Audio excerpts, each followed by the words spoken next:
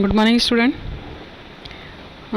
Economics का जो macro economics का चैप्टर हमारा बजट वाला चल रहा था, उसी टॉपिक को हम आगे कंटिन्यू करते हैं। हमारा जो टॉपिक था उसमें हम सरकारी घाटे के बारे में बात कर रहे थे, और मैंने आपको कई प्रकार के घाटे आपको पढ़ाए भी थे। राजस्व घाटे का हमने फॉर्मूला भी देखा था, और जितने भी घाटे हम पता करना चाहते हैं तो हम आय में से व्यय को माइनस कर दें, तो हमें ये पता चल सकता है कि वो घाटे की स्थिति है या व्यय की। अगर घाटे की स्थिति होगी तो उसमें जो आय है वो कम होगी व्यय की तुलना में। ठीक है, उसके बाद मैंने आपसे कहा था कि राजकोषीय घाटा बहुत ही इम्पोर्टेंट है, ये कर सकते हैं। और फिर इसके बाद मैंने आपसे ये बताया था कि प्राथमिक घाटा क्या होता है। तो प्राथमिक घाटा राजकोषीय घाटे से भी इम्पोर्टेंट है। इसका फॉर्मूला आपको याद करना है। प्राथमिक घाटा बराबर राजकोषीय घाटा माइनस ब्याज भुगतान, या हम ये कह सकते हैं शुद्ध ब्याज दायित्व। ठीक है, अब आज हम पढ़ने वाले हैं राजकोषीय नीति। लेकिन जैसे कि मैंने आपको कहा था कि पुरानी बुक है, और राजकोषीय नीति का जो टॉपिक है हमारा लास्ट वाली जो यूनिट है उसमें है, इसमें राजकोषीय नीति नहीं होती। राजकोषीय नीति हम इसमें क्यों पढ़ रहे हैं? इसीलिए पढ़ रहे हैं कि सरकार के जो घाटे होते हैं, इन घाटों को पूरा करने के लिए सरकार एक नीति बनाती है जिसे राजकोषीय नीति कहा जाता है। राजकोषीय नीति का एक उद्देश्य ये भी है बनाने का कि हमारे देश में मुद्रा की पूर्ति बनी रहे। तो जिस प्रकार मैंने आपको मौद्रिक नीति करवाई थी, और मौद्रिक नीति की जो हमारे 5 उद्देश्य थे, सेम उद्देश्य राजकोषीय नीति के हैं। As it is copy paste कर सकते हैं, वही सेम उद्देश्य इसी के हैं।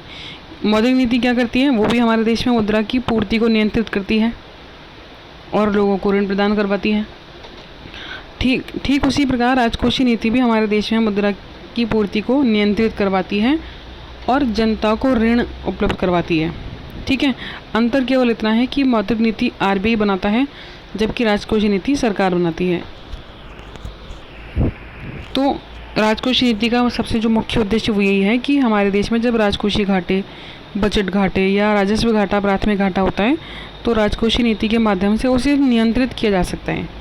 ठीक है, तो इसमें बहुत ही इंपॉर्टेंट लाइन दे रखी है फर्स्ट, वो 1 नंबर का क्वेश्चन आपके 90% आता ही है हर साल।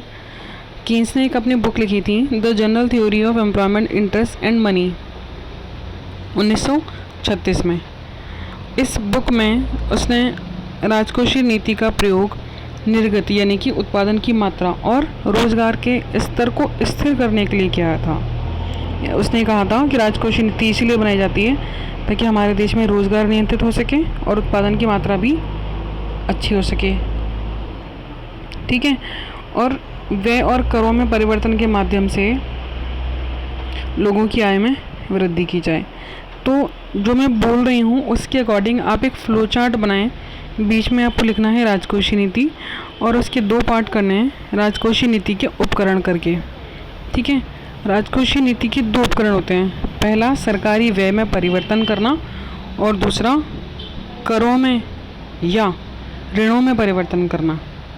दोनों में से एक ही करेंगे, या तो कर करेंगे या ऋण करेंगे। लास्ट वाली यूनिट में हम ऋण वाले करों वाला मैं आपको बता दूंगी, इसमें आप ऋण कर लो। चलिए, राजकोषीय नीति का जो पहला उपकरण है कि नीति काम कैसे करती है हमारी अर्थव्यवस्था के लिए। पहला पॉइंट है सरकारी व्यय में परिवर्तन करके। अब यहाँ पर ये ध्यान देने वाली बात है कि सरकार जो खर्च कर रही है वो हम किसके ऊपर मान करके चल रहे हैं, सरकार के ऊपर कि जनता के ऊपर? तो यहाँ पर आपको मान करके चलना है कि सरकार जनता पर खर्च कर रही है। यदि सरकार जनता पर खर्च करती है यानी कि सार्वजनिक व्यय में वृद्धि करती है, उससे क्या होगा कि सरकार सड़क, बिजली, पानी, परिवहन, पूरी आधारित संरचना पर खर्च करेगी और रोजगार में वृद्धि होगी, लोगों की आय में वृद्धि होगी। आय में वृद्धि होने से वो हमारे देश में जो घाटे की स्थितियां हैं, यानी कि जो ज़्यादा कर दे सकते हैं इस लायक वो बनेंगे, मांग अच्छी करेंगे। मांग ज़्यादा करने से उत्पादन ज़्यादा होगा। ठीक है, तो ऑटोमेटिक अर्थव्यवस्था कंट्रोल में आ जाएगी। ठीक, इसके विपरीत यदि सरकार को लगता है कि भाई नहीं, लोगों के पास ज़्यादा पैसा हो रहा है, तो सरकार क्या करेगी? सरकारी खर्च में कमी कर देगी, व्यय में कमी कर देगी। इससे क्या होगा? रोज़गार सृजन कम हो जाएगा, लोगों के पास आय कम होने लगेगी और वो मांग कम करने लगेंगे। तो हम ये कह सकते हैं कि सरकारी व्यय में परिवर्तन के द्वारा हमारे अर्थव्यवस्था की क्रियाओं को प्रभावित किया जा सकता है। चाहे वो मंदी मुद्रास्फीति हो या सरकार के घाटे की स्थितियाँ हों। ठीक है, तो ये मैंने आपको सरकारी व्यय मैंने बता दिया है। इसका जो वक्र है वो आपको नहीं करना इस चैप्टर में। अब हम आगे बात करते हैं करों में परिवर्तन, जिसकी मैं बात कर रही थी, मोस्ट इम्पॉर्टेंट। सरकार की राजकोषीय नीति का महत्वपूर्ण उपकरण है। सरकार करों में परिवर्तन के द्वारा आर्थिक क्रियाएं करवाती है। तो करों में परिवर्तन के हमको क्या करना है, 2 पॉइंट करने हैं वापस से। जैसे हमने राजकोष सरकारी व्यय में परिवर्तन के 2 पॉइंट किए कि सरकारी व्यय में वृद्धि और सरकारी व्यय में कमी। ऐसे ही हमको क्या करना है, करों में वृद्धि और करों में कमी। अब देखिए, यदि सरकार करों में वृद्धि करती है तो उससे क्या होगा, जनता को ज़्यादा टैक्स देना पड़ेगा, यानी कि जनता की आय का अधिकतर हिस्सा कर देने में चला जाएगा। फिर इससे क्या होगा, उनकी आय कम बचेगी और वो मांग कम करना शुरू करेंगे। और जब मांग कम हो जाएगी तो हमारे देश में मंदी और मुद्रास्फीति की जो स्थिति है वो नियंत्रित होने लगेगी। ठीक है, सरकार क्यों कर रही है ऐसा? मान लीजिए हमारे देश में उत्पादन बहुत कम हो रहा है किसी समय में।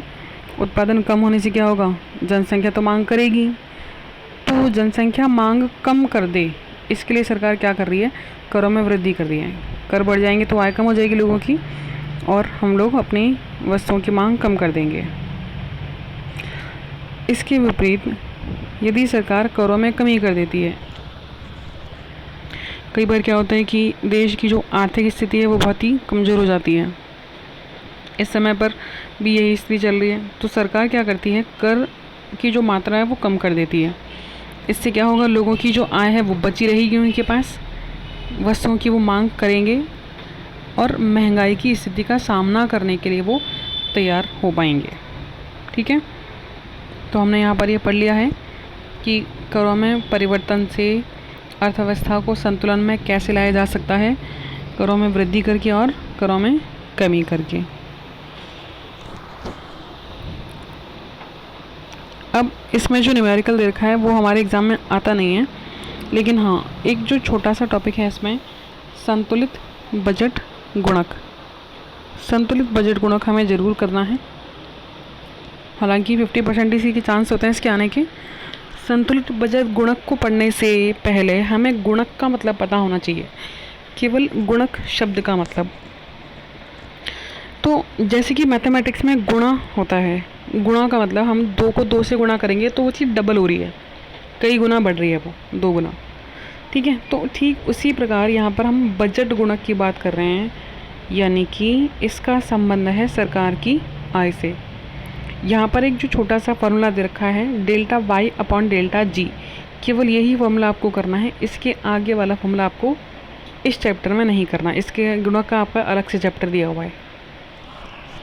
ठीक है, तो डेल्टा का मतलब होता है परिवर्तन, वाई का मतलब है सरकार की आय, जी का मतलब है सरकारी खर्च। नोट कर लीजिएगा आप। और ये जो त्रिभुज की आकृति है इसे डेल्टा या परिवर्तन कहा जाता है। जिसके भी आगे ये लग रहा है तो ये बता रहा है कि हाँ, उस इकाई में परिवर्तन हो रहा है।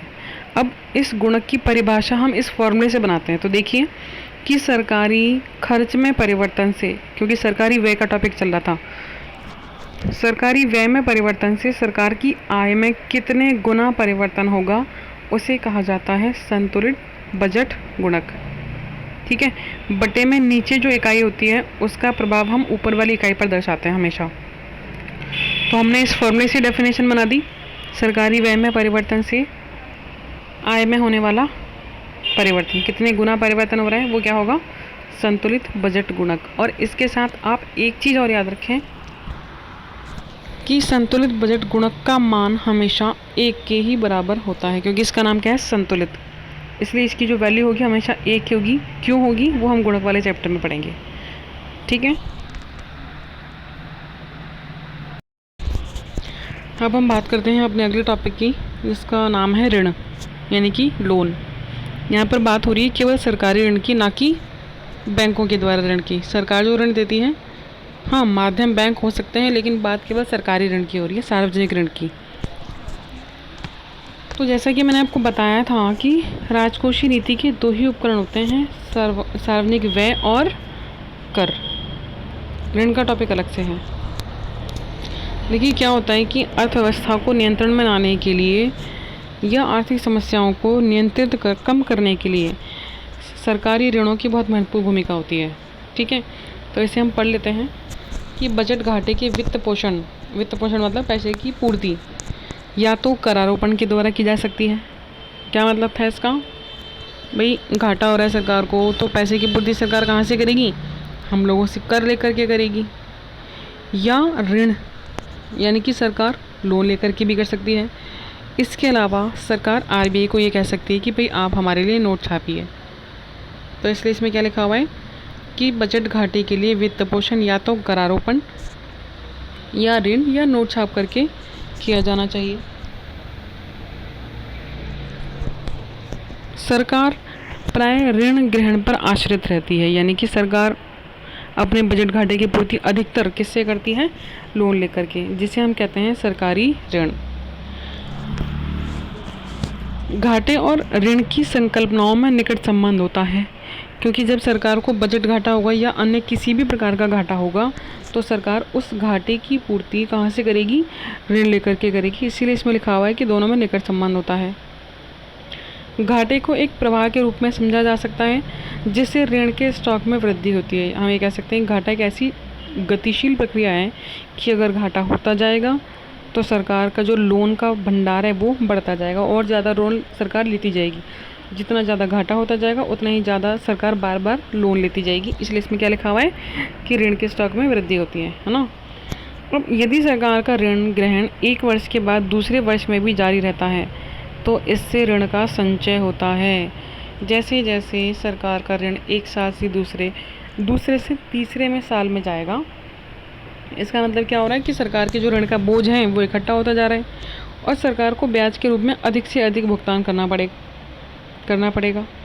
इस ब्याज ऋण अदायगी से ऋण की मात्रा में स्वयं का योगदान होता है, यानी कि सरकार ऋण भी ले रही है और उसके बदले ब्याज का भुगतान भी कर रही है। तो अर्थव्यवस्था में एक मुद्रा का जो प्रवाह है वो निरंतर बना हुआ है, घाटे के कारण ही सही। आगे देखते हैं सरकारी ऋण की समुचित मात्रा का परिप्रेक्ष्य।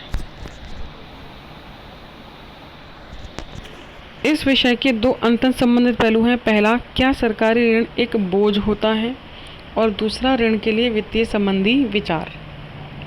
ये टॉपिक क्या समझा रहा है आपको कि सरकारी ऋण का जो उद्देश्य है, क्या वो उद्देश्य बोझ के रूप में परिवर्तित हो सकता है?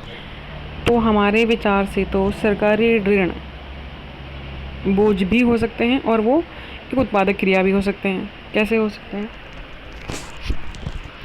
मान लीजिए कि सरकार ऋण लेती है और ऋण लेकर के सरकार उसे हमारे देश की योजनाओं पर खर्च करती है, तो इससे क्या होगा? सरकार लोगों के लिए काम कर रही है, रोजगार सृजित होंगे, देश में गरीबी कम हो जाएगी धीरे धीरे करके। यह सरकार उसे आर्थिक क्रियाओं में ही तो लगा रही हैं। लेकिन सरकारी ऋण को बोझ अधिकतर कहा जाता है। क्यों कहा जाता है? बात सही भी है, इसीलिए कहा जाता है क्योंकि सरकार को उसके बदले में ब्याज भी अदा करना है। अब आप सोचेंगे कि ब्याज तो हम अदा कर ही देंगे, इसमें बड़ी बात नहीं है, लेकिन ये ज़रूरी नहीं है कि सरकार का एक साल का जो घाटा है वो अगले साल नहीं चलेगा। मान लीजिए सरकार का एक साल का घाटा 5 साल तक चला और सरकार ने लोन लिया था 2 साल के लिए, तो सरकार उस ऋण के जो ब्याज है उसकी पूर्ति कहाँ से करेगी? क्योंकि घाटा इतना लंबा चल रहा है। ठीक है, तो ऋण बोझ की चर्चा करते समय यह ध्यान रहे कि सरकारी ऋण छोटे व्यापारी के जैसा नहीं होता। सरकार बहुत बड़ी मात्रा में लोन लेती है, ठीक है, छोटे व्यापारी जैसे लोन नहीं लेती। हमें समस्त रूप से विचार करना चाहिए, ना कि आंशिक रूप से। किसी व्यापारी के विपरीत सरकार करारोपण के द्वारा नोट छापकर संसाधनों में वृद्धि भी कर सकती है। जैसे कि मैंने आपको बताया था कि जरूरी नहीं है सरकारी ऋण एक बोझ ही हो, सरकार ऋण लेकर संसाधनों में भी तो वृद्धि कर सकती हैं। ऋण ग्रहण करके सरकार उपभोग का बोझ कम करने के लिए अगली पीढ़ी को हस्तांतरित भी कर देती है। मतलब सरकार ने लोन लिया, सरकार को ब्याज अदा करना था, सरकार ने ब्याज की पूर्ति कहाँ से कर ली? हम लोगों के ऊपर टैक्स लगा करके। ठीक है, बस आपको इस टॉपिक में इतना ही करना है कि सार्वजनिक ऋण होते क्या हैं। सरकार अपने राजकोष में वृद्धि करने के लिए जो मुद्रा की पूर्ति करती हैं वो सार्वजनिक या सरकारी ऋण होते हैं। कहाँ से करती है सरकार? बैंकों से और जनता दोनों के माध्यम से ही करती है। ठीक है, इसके बाद आप अगले इसी के टॉपिक में अगला पॉइंट क्या लिखेंगे, क्या सरकारी ऋण एक बोझ है या संसाधन। तो इसके दो पार्ट हो गए। पॉइंट ए, सरकारी ऋण एक बोझ, इसके बारे में आप बताएंगे कि बोझ क्यों है। यदि सरकार ब्याज भुगतान नहीं कर पा रही तो क्या हो गए, वो बोझ हो गए। और पॉइंट बी में क्या लिखेंगे कि सरकारी ऋण संसाधनों में भी वृद्धि कर सकते हैं। तो आप इसमें अच्छा लिख देंगे कि हाँ, सरकार जनता के ऊपर खर्च करेगी, सड़क बिजली पानी पर निवेश करेगी, तो क्या होगा, इससे रोजगार सृजित होंगे। घाटे का टॉपिक हम कर चुके थे और मैंने आपको घाटे के कई सारे प्रकार भी करवाए थे। ठीक है, घाटों में कटौती कैसे की जाए तो इसके बारे में हम चर्चा कर चुके हैं कि सरकार ऋण लेकर के भी कार्य कर सकती है। अब इसमें महत्वपूर्ण चीज़ें कुछ दे रखी हैं, जैसे कि इसमें दिया हुआ है ये जो वस्तुएं दे रखी हैं सार्वजनिक वस्तुएं। हालांकि इसके बारे में हम पहले डिस्कस कर चुके हैं कि सार्वजनिक और निजी वस्तुओं में क्या अंतर है। ठीक है, तो मैंने आपको बताया था सार्वजनिक वस्तुओं का निजी वस्तुओं से अलग सामूहिक उपभोग होता है। एग्जाम्पल से हम समझ सकते हैं, जैसे कि सड़क है, सबका अधिकार होता है, जो इसके लिए भुगतान कर रहा है टैक्स के रूप में उसका भी अधिकार है सड़क पर, और जो टैक्स नहीं पे कर रहा उसका भी सड़क पर भुगतान नहीं कर रहा तभी भी उसका अधिकार है, क्योंकि यह सरकार के द्वारा सभी को उपलब्ध करवाई जा रही है समान रूप से। ये सार्वजनिक वस्तु है। ठीक है, सार्वजनिक वस्तु की दो विशेषताएं थी, ये अप्रतियोगी होती हैं। अप्रतियोगी का मतलब सरकार आपस में ही प्रतियोगिता थोड़ी ना करती है कि भाई मैंने अच्छी सड़क बनवाई है, मैं सड़क की कीमत ज़्यादा रख सकता हूँ दूसरी सरकार की तुलना में। सरकार तो एक ही है, वो सभी के लिए एक चीज़ बना रही है, सरकार का ही उस पर एकाधिकार है, तो सरकार किसी से कंपटीशन नहीं कर रही है। यानी कि एक व्यक्ति दूसरे की संतुष्टि में कमी किए बगैर अपनी संतुष्टि में वृद्धि कर सकता है। सड़क पर सब चल सकते हैं, खुद सेटिस्फाई हो सकते हैं, दूसरे से हम चिढ़ नहीं सकते कि भाई वो सड़क पर ज़्यादा क्यों चला। ठीक है, और दूसरी इंपॉर्टेंट विशेषता होती है कि ये अवर्ज्य होती हैं, या आप ये कह सकते हैं अपवर्जित हो सकती हैं, अर्थात किसी को इन वस्तुओं का लाभ उठाने से वर्जित करने का कोई संभव तरीका नहीं है। आप किसी व्यक्ति को ये मना नहीं कर सकते कि आप सड़क पर ना चलें। ठीक है, जैसे दुकानदार अपनी वस्तु को लेने के लिए मना कर सकता है, भाई मैं आपको नहीं दूंगा, आपके पास पैसे नहीं है, तो क्योंकि वो निजी वस्तु है, एक व्यक्ति ने खुद के पैसों से वो बनाई है। लेकिन सरकार ने ऐसा नहीं कर सकती, सरकार जो वस्तुएं बनाती है वो सभी के लिए होती हैं। तो दो विशेषताएं थी, ये अप्रतिस्पर्धी होती हैं और ये अपवर्जित होती हैं। जस्ट इसका उल्टा हो जाएगा निजी वस्तुओं के लिए। निजी वस्तुएं प्रतियोगी होती हैं और वर्जित होती हैं। प्रतियोगी का मतलब जैसे दो साबुन की कंपनियां हैं, दो फ़ोन की कंपनियां हैं, दोनों में प्रतियोगिता होती है कि भाई हमारा फ़ोन ज़्यादा अच्छा है और ज़्यादा अच्छा लगना चाहिए, ज़्यादा बिकना चाहिए। ठीक है, तो दोनों में प्रतियोगिता होती है, दोनों कंपनियों में कंपटीशन होता है। वर्जित का मतलब ये है कि अगर निजी व्यक्ति चाहे तो उस व्यक्ति को मना कर सकता है कि भाई आप उसके लिए पैसे नहीं दे रहे तो आपको ये वस्तु उपभोग करने के लिए नहीं दी जाएगी, जबकि सार्वजनिक वस्तुओं के लिए ऐसा नहीं था। ठीक है, बात करते हैं सीधे तीसरे पॉइंट पर। बजट में सरकार की प्राप्तियों और व्यय का विवरण होता है। ये सारांश है आपके चैप्टर का, जो हम वापस रिपीट कर रहे हैं। हाँ जी, तो हमने कहा था कि बजट, सार्वजनिक बजट, ये ध्यान रखिएगा, हम सार्वजनिक बजट की बात कर रहे थे। इसके दो प्रकार थे, राजस्व और पूंजीगत बजट। ठीक है, फिर मैंने आपको बताया था राजकोषीय घाटा क्या था। उसके बाद हमने आनुपातिक कर, प्रगतिशील कर पढ़े थे। आनुपातिक कर क्या होते हैं?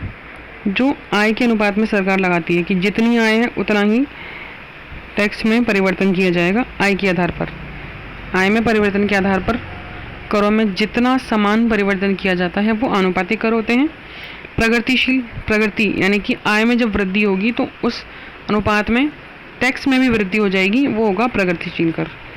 ठीक है, उसके बाद छठा पॉइंट हमने अभी भी किया है कि यदि सार्वजनिक ऋण एक बोझ है तो क्यों है, तो वो हमने बता दिया था। इस चैप्टर का सबसे इम्पॉर्टेंट पॉइंट जो आपके हालांकि बीएम में है, इम्पॉर्टेंट तो है लेकिन इस पर क्वेश्चन कम ही आने की संभावना होती है। FRBM एक्ट, राजकोषीय उत्तरदायित्व और बजट प्रबंधन अधिनियम जो कि बना था 2003 में। इसके बारे में थोड़ा सा देख लेते हैं। यह एक ऐसा एक्ट है जो घाटे को नियंत्रित करने में लाभकारी होता है। राजकोषीय उत्तरदायित्व नाम से पता चल रहा है, और बजट प्रबंधन, बजट को नियंत्रित करने के लिए सरकार ने 2003 में ये एक्ट बनाया था। अगस्त 2003 में FRBM एक्ट अधिनियम वित्तीय सुधार और विवेकपूर्ण वित्तीय नीति का अनुसरण करने के लिए संस्थागत ढांचे के माध्यम से सरकार को बाधित करने की दिशा में एक महत्वपूर्ण कदम था। आप सुनिए ध्यान से, इसमें एक इम्पॉर्टेंट बात थी, और सभी प्रकार के घाटों को कम करने के लिए एक उद्देश्य रखा गया था कि 2006 तक या 2010 तक सरकार का जो घाटे का प्रतिशत है वो मिनिमम 3% होना चाहिए, इससे ज़्यादा नहीं होना चाहिए। ये इसका उद्देश्य था मेन, सरकारी घाटे को घटाकर मिनिमम 3% तक लाना। ठीक है, हाँ जी, तो देखिए आगे। और सरकार इस FRBM एक्ट को लागू किस प्रकार से कर सकती है? राजकोषीय नीति के माध्यम से। हाँ, इसकी जो विशेषता है वो हमारे लिए काम की, जो मैंने आपको भी बताई। यह अधिनियम केंद्र सरकार को राजकोषीय घाटे में सकल घरेलू उत्पाद के यानी कि GDP का 3% तक, जितनी GDP है हमारे देश की, उसका जो घाटा है वो 3% तक और उससे कम करने के समुचित उपाय किए जाएंगे। ठीक है, जिससे 31 मार्च 2009 तक का राजस्व घाटे को दूर किया जाएगा और उसके बाद पर्याप्त राजस्व आधिक्य का निर्माण हो सकेगा। ठीक है, इसके बाद इसकी कुछ और भी विशेषता दे रखी है। जैसे देखिए, प्रत्येक वर्ष GDP का 3%, ये तो हमने अभी भी कर लिया, और राजकोषीय घाटा 0.3% कम होगा, राजस्व घाटा 0.5% कम होगा, ये आप कर लेना। उसके बाद आपको करना है इसका 5वां पॉइंट कि RBI 2006-07 से केंद्र सरकार की प्रतिभूतियों को नहीं खरीदेगा। इसका क्या मतलब है कि जब सरकार ऋण लेती है तो अपने बदले में प्रतिभूतियाँ देती है। अब आगे से क्या होगा? RBI सरकार से प्रतिभूतियाँ नहीं लेगा। छठा भी करना है कि वित्तीय संचालन में अधिक पारदर्शिता लाने के लिए कुछ उपाय किए जाएंगे, यानी कि क्या सरकार बजट को, घाटे को पूरा करने के लिए ज़बरदस्ती टैक्स ना लगा दे कहीं, या किसी कालाबाजारी के मामले में ना सरकार संलग्न हो, तो FRBM एक्ट इन सभी चीज़ों की जांच करेगा। ठीक है, बस आपको इससे ज़्यादा नहीं करना। समीक्षा के अंतर्गत आपको क्या करना है, इसकी आलोचनाएं या आपने इसको समझ करके क्या निष्कर्ष निकाला वो आपको इसके बारे में बताना है। इसके बाद वाले वीडियो में हम नया चैप्टर स्टार्ट करेंगे। नया चैप्टर व्यष्टि में से हो सकता है। अगर थ्योरी का चैप्टर इस टॉपिक में से बच रहा है तो हम वो कर लेंगे। Thank you.